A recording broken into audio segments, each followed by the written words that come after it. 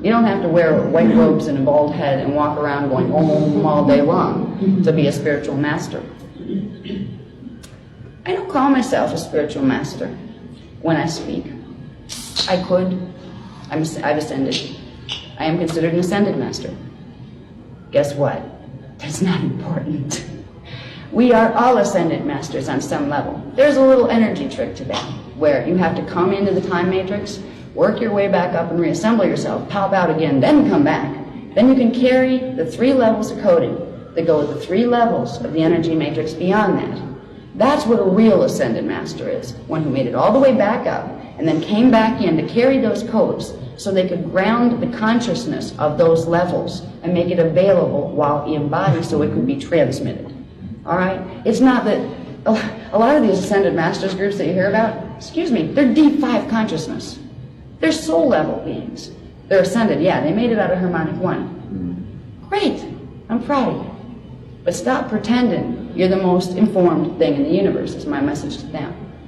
You don't have to be impressed by ascended masters. Respect is always due. I don't want any more respect from you than you're going to give to each other. If you could realize, I represent a level of consciousness to you. It is a very high level of consciousness, yes, but it's something you have too. When you treat each other with whatever you treat each other, if you begin to recognize, I am looking at a face of God, no matter how ugly that face might be, or how obnoxious it might be being at the time. Because a lot of times when people are in your face and really bugging you, and you know they're wrong, you know you're right, you're more spiritual, you're pretty, you got it all in order.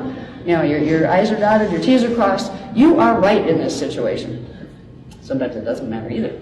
Sometimes we set up dramas in our lives to teach us things where a face of God, another glorious ascended master being that forgot they were an ascended master, will come up to you and be the most obnoxious, insulting, unspiritual, stupid person you ever met. And you'll just not be able to get through them. Part of this game is to realize it's a game. It's a game consciousness plays. You both agreed to this exchange, whether you forgot or they forgot.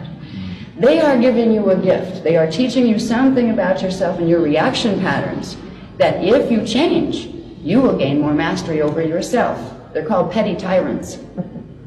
They'll be in your face and drive you crazy. Sometimes they're not so petty. There have been whole periods in history where one race was suppressed by another, and they played petty tyrant that way, where a whole race would be a petty tyrant to another. But what the race that was on the other end of it learned was to carry itself with dignity anyway. It learned to not be sucked into the illusion, because the illusion sucked. It didn't have anything there for them. They learned to reach higher. They learned to draw their power from inside. So when you're confronted with petty tyrants, those petty tyrants are there to teach you to hold your power better. They're there to teach you not to let your buttons be pressed.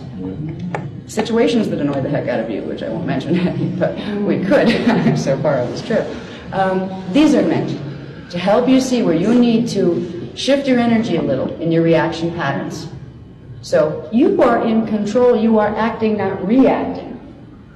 When we react, we're not choosing. We're letting the choice be made by patterns we don't control right now. The more we choose to act instead of react, the more empowered we are. This is part of what we teach.